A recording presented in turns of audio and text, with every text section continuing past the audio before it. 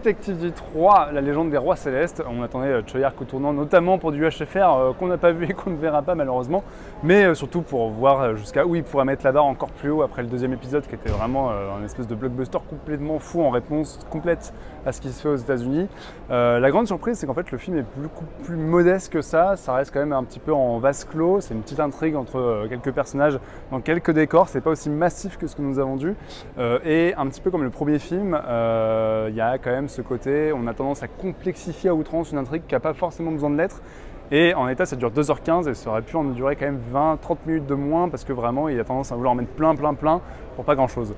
Cela étant, et même si c'est pas aussi générique que le deuxième ou que Journey to the West 2 qui était complètement délirant, il y a quand même 2-3 scènes où le génie Choyark est en action, où on se prend des trucs que moi personnellement j'avais jamais vu au cinéma, 2-3 scènes où vraiment le mec est en furie et il faut vraiment le voir en 3D pour prendre vraiment conscience de l'ampleur du truc et à quel point il joue avec notre regard. D'ailleurs, il y a tout un truc dans le film sur analyser et comprendre ce qu'on regarde, l'illusion, la réalité, tout ça, je vous en dis pas plus, vous comprendrez en voyant le film.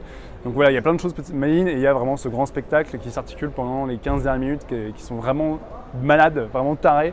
Mais voilà, vous n'allez pas en prendre plein la gueule pendant 2h15, c'est quand même plus ténu que ce que l'on a pu vendre ou voir. Mais ça reste voilà, du divertissement différent, du blockbuster différent, nettement moins patriotique aussi que ce qui se fait à côté en Chine, donc c'est quand même beaucoup plus appréciable. Il y a quand même une réflexion aussi sur la corruption et ce genre de choses.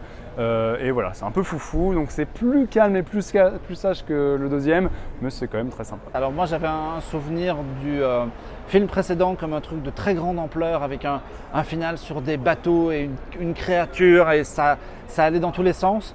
Et là on revient à quelque chose de beaucoup plus soft, une histoire beaucoup plus, comme l'a dit Jean-Victor, trop complexe mais en même temps très simple. Une galerie de personnages qui tournent dans quelques décors construits en réel. Ils ont beaucoup privilégié la construction réelle alors que dans le précédent il y avait beaucoup d'images numériques. Après, ça reste quand même un grand spectacle, on en prend plein les yeux. Allez le voir en 3D, il y a vraiment de très belles scènes en 3D. Moi, il y a quelques moments où j'ai fait des petits bonds sur mon siège parce qu'il y a des trucs qui jaillissent à l'écran et de manière complètement inattendue. C'est vraiment très chouette. Je suis très curieux de savoir ce que ça aurait donné en HFR. Je me demande un peu si finalement la petitesse du récit n'est pas liée à ça et si techniquement il n'a pas voulu se lancer dans des trucs trop numériques et trop d'ampleur. Mais voilà, on pinaille, hein, ça reste un film très solide, très cool à regarder. C'est probablement le haut du panier des divertissements, des blockbusters de cet été. Moi j'ai préféré le deuxième, mais que ça ne vous empêche pas d'aller en salle.